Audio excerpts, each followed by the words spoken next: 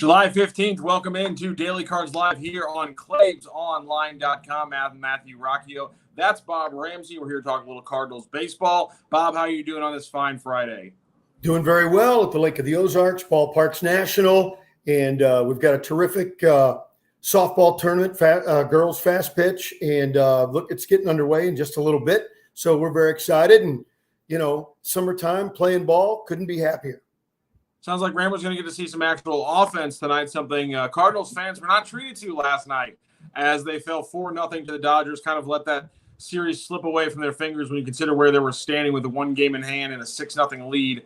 14 innings, left to go in the series. There's no offense at all. They get 5 total hits, all of them coming from 2 from Carlson, 1 from Goldie, and 2 from Arenado. No help anywhere else. The returns to the lineup for Tyler O'Neill, Brendan Donovan, not very productive at the plate. We'll see if they do a little bit better. But all in all, a disappointing outing for the Cardinals, and especially, again, when you consider them now losing that series to the Dodgers. Well, I don't want to beat the dead horse of Wednesday's game, but I think it does matter. There are going to be nights, whether it's a named pitcher or not, that offensively you're just not going to get things done. That's why when you score 6 runs anytime, but especially against a great team, you score 6, you got to win the game. Yeah. I mean, they always talk about the third game, the rubber game, and the Cardinals have it's a weird statistical anomaly. It doesn't really mean anything, but losing the last game of series, that's just, again, in my view, it's a statistical anomaly. But the pivotal game was Wednesday, and you should have won the game. Yeah, I mean, it was problematic. I mean, it was a game that was right there in your hands, and then, again, you win series, and especially when you consider what the playoffs are now, you're going to make the playoffs. And, we always talk about the Cardinals playing down to competition and beating the better teams, and that hasn't been the case this year. They're under 5. They're 8 games under 500 against teams that are over 500, 23-31. And they got to get that number closer to 500 if they're playing in the playoffs, or just because I think you can't really even use "are you a playoff team" as a barometer anymore, because it's become so diluted. And I think that's naturally going to happen. And I'm not here to get curmudgeonly about the expanded playoffs. It's just that barometer doesn't matter anymore. Now you got to be legit. It's legitimate to talk about, are you a contender versus are you a playoff team? There's a line now between those two things. And I think the big question that's going to be answered by that first week in August is, are the Cardinals a playoff team or are they a contender? And I think when you have comments coming from Nolan Arenado to Derek Gould earlier today about how he doesn't want to just win wild cards, he wants to win divisions. I think that's a pretty stark contrast. It's pretty significant comment when you talk about a guy with opt-outs in his contract. That's not nothing. I know a lot of fans and some of our colleagues in the media are playing the whistling past the graveyard thing about, why would he leave? He's not going to leave. He's not going to opt out. Oh, really? I'm glad Derek Gould, who is a great reporter, put that out there. Oh, really? That was it might not be as bold as calling it a shot fired, but it is certainly a message. Yeah, and I think it was interesting.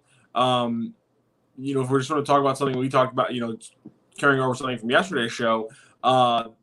The pitching, Dakota Hudson goes 6 innings, which was a solid outing for him. And we see Verhagen again, and then of course the ubiquitous, as we talked about, T.J. McFarland appearance. It didn't really matter because obviously the game wasn't close. There was no offense, but nonetheless, an interesting way to see who was the first person out of the bullpen. The way they used Verhagen, I think that's honestly the best way to use the bullpen in that situation. Get 2 guys who, one's come back from an injury, one you don't know how long he's going to be here.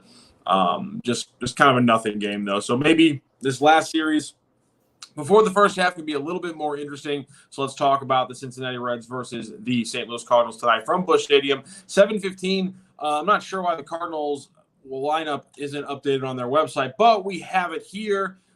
Tommy Edman leading off playing shortstop, Dylan Carlson at center field, Paul Goldschmidt and Nolan Arenado in their usual spots. Brendan Donovan moved up in the lineup to 5th, and obviously playing second base. Behind him is Tyler O'Neill at left field. Nolan Gorman DHing tonight, batting 7th. Corey Dickerson in right field, and Austin Romine behind the plate for Andre Palanta. He's batting in 9th. And Facing off against the Reds, obviously, it's Hunter Green, the pitcher, 3-10 on the season with a 5.7 ERA, but 107 strikeouts and a lot of home runs allowed. We'll talk about that here in a moment. Here's the lineup for the Reds. Jonathan India at second base, Brandon Drury at first base batting second, Tommy Pham, the former Cardinal, batting third and playing left field, Joey Votto, the longtime Red, cleaning up at fourth, and he is the DH. Kyle Farmer at shortstop, Donovan Solano playing third, batting sixth, Tyler Naquin in right field, Nick Senzel in center field, and then at ninth, Mike Papierski is the catcher. I'm center, man. I'm really in basketball mode. Catcher and batting ninth for the Reds. Your thoughts on the lineup today for the Cardinals? Well, a couple of things. One, it's obvious the Cardinals are concerned about multiple strikeouts and multiple right-hand pitchers or right-hand hitters against the pitcher. So Donovan moves up because you expect him to make contact. Gorman, not that you don't like him, but he is prone to the strikeout. And so they move him down. He and Dickerson back-to-back, I don't necessarily love, but at the bottom of the lineup, it's not a huge deal because if they need to pinch hit for Dickerson later with Yepes, not a big deal. They can do that. The thing I'm taking away, though, one of the reasons that Edman has not been as effective the last couple of weeks at the top of the lineup, he must lay off the alto queso. Boy, last night was this huge example. He can't lay off the high pitch. It reminds me of what was the character's name? Kit in A League of Their Own. When Gina Davis tells her, you got to lay off the high ones, but I like the high ones. Well, right now, Tommy Edman's playing like Kit. Yeah, he needs to lock in. It's been kind of an extended slump for him, and obviously Tyler O'Neill and Brendan Donovan a little bit slower. We talked about the home runs. I was looking at the numbers. So of the top 50 pitchers in Major League Baseball in strikeouts, Hunter Green is number one in home runs allowed with 22. There's only one guy close to him, pitcher for the Nationals, and everyone else is in the low teens. So you can hit bombs off him. And in the top 50 in strikeouts, only 9 of those guys have an ERA above 4. And Hunter Green's the only one with an ERA above 5, and it's almost 6. So I don't care if he's got heat. He's hittable. And if you catch a couple, I'm looking at you, Nolan Gorman, they're going to go far.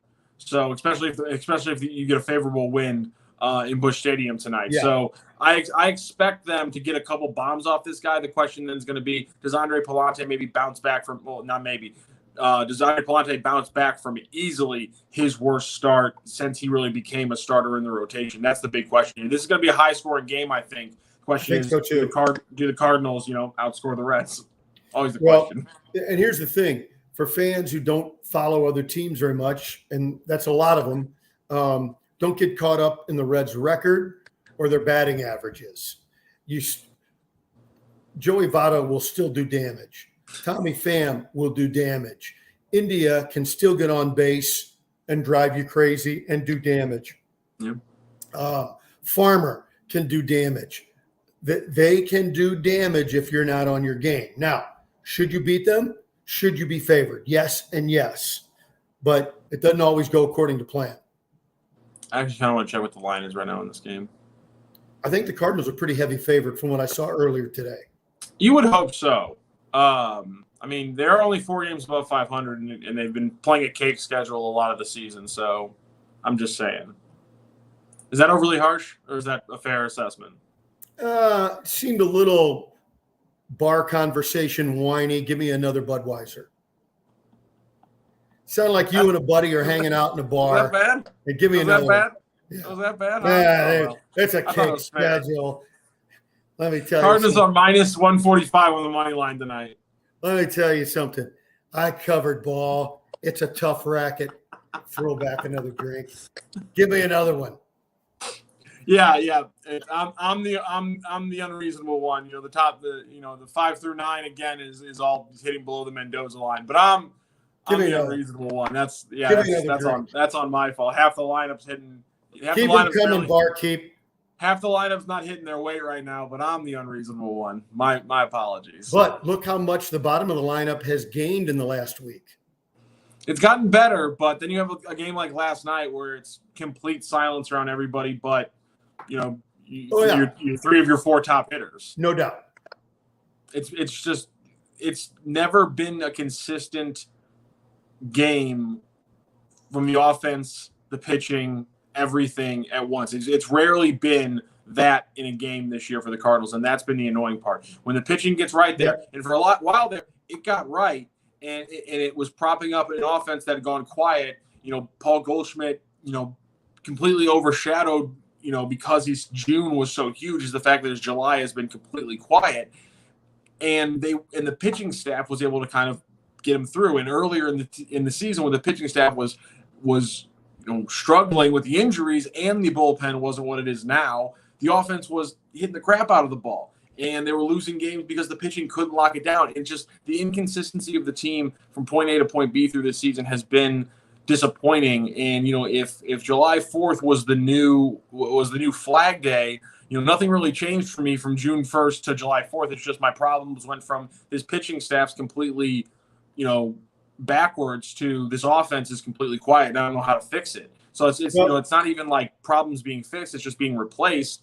And I'm not sure if the reasons the pitching got better is even going to be enough in the first place. There's just everything we come back to is just what's the different look of this team going to be between now and the first week in August. I'm not sure what it's going to be, but there has to be some difference. All right, I'm going to give you some homework that you don't have to turn in. It's a pass-fail grade. I'm not going to do the homework, but you might. Injuries and lack of depth where you thought you had depth, that goes to the front office. Everybody's culpable in this deal. What's the record when your presumptive starting lineup is healthy and your presumptive rotation is healthy? What's the record? I bet you'd be surprised. Now, I don't know, like 4-1? Here's the problem with my point, but I recognize it, and it becomes an organizational problem. Everybody experiences injuries. How capable are you of overcoming the inevitable injuries? And that's the cardinal problem. And here's the thing. I like that you use the word inevitable there, because let's talk about guys like Jack Flaherty, and let's talk about even somebody like Steven Matz, or maybe somebody like Tyler O'Neill, who, while he doesn't have an injury, seems to have a body that is going to have little things constantly be flaring up. Let's talk about leaning on a catcher who has 13,000 freaking pitches taken, or something, like some ridiculous number of times he's had to bend down, and he's 40 years old, and all these things that you leaned on. Talk about inevitable. I mean, there's fair criticism when you talk about the team building aspect, and then you talk about inevitable injuries. There's Brendan Donovan missing 5 games, when he's already kind of struggling because he gets sick. That's one thing. But Jack Flaherty, again, after you push him, having trouble, that's a much deeper conversation. And I'm getting a sense from some folks who are really in Jack Flaherty's camp, if you will, not real positive feeling about what he'll be able to contribute the rest of the season. I mean, I can't imagine anyone would be confident after what happened, because when you have that confidence and then all of a sudden it completely evaporates once you actually get on the mound in real time. Because that's the thing is, you hear his comments, you hear what people around them said. He clearly felt confident in those rehab starts. He was touching 93, he was touching 94 by everything we've said. Wayno said he was touching it too in the workouts he saw him. And yet he gets out on the mound and it's consistently 91, and he's getting hit, and then he's got a problem. It's just there's a completely reasonable, I think, block in saying, let's give this another whole year to heal and get a second opinion on. And at this point, I think that's smart, because it felt like it was a bad idea and kind of destined to go this way with the decision making they had behind it. And I like an idea of just saying, listen, we're going to stand pat, let this completely go another off season, get him every treatment we can, and make sure we're coming at this next April with as much confidence, from both the front office and from Jack. We'll know more in a month. Exactly. Well, that is Daily Cards Live for this Friday. That is Daily Cards Live for the first half of the season. So my last question before we wrap up, your expectation for the Cardinals at this point, are they level where you thought they were? Are they above expectations, below expectations from where you were at the start of the season? No, I expected better pitching in the rotation, and I expected a more consistent lineup. I didn't expect a much better record. Well, no, I guess I would. I thought they would have been 10 games over 500, 12 games over by now. That's Okay. why on I think it was June 10th, 11th or 12th, somewhere in there, they were 10 games over 500. I thought, okay, despite all the problems, we're still trending the right way. Then we slumped, fall back. So, to be honest, slightly under expectation. And then my other question is, now looking forward into the second half, the Cardinals are playing in a wild card series. Are they doing it as a wild card team or as a division winner? Or make the prediction? I can't tell you till August 1st. Will Mo get a legit top three starter? Not a guy that you put in that third spot and hope, but a legit guy who today on his other team is a number 3 starter. Mo does that, then they'll win the division. There it is. That's what Bob Ramsey has to say. We'll talk about it more after the All-Star game. Joe Roderick will be back. I had a lot of fun here on Daily Cards Live the last couple of weeks. Thank you very much to Joe for letting me join him those previous 2 weeks when Rammer was out. Thank you to Rammer for letting me join this week when Joe was out. I obviously hope Joe Roderick and the family has a safe trip home. And obviously, Joe Roderick will be back with you on the next Daily Cards Live. Thank you so much, St. Louis. Enjoy the Cards game tonight. Thank you so much, Rammer. You have a great rest of your day, man. See you, buddy. St. Louis Acura has almost 200 pre-owned vehicles in stock with inventory arriving daily and can offer the best trade-in value. While others raise their prices and fees, we choose to earn your repeat and referral business by not taking advantage of the current market situation. We invest in our team, becoming one of St. Louis's top places to work and fastest growing companies. St. Louis Acura remains committed to becoming better than ever for you. Located at Manchester and Mason Roads.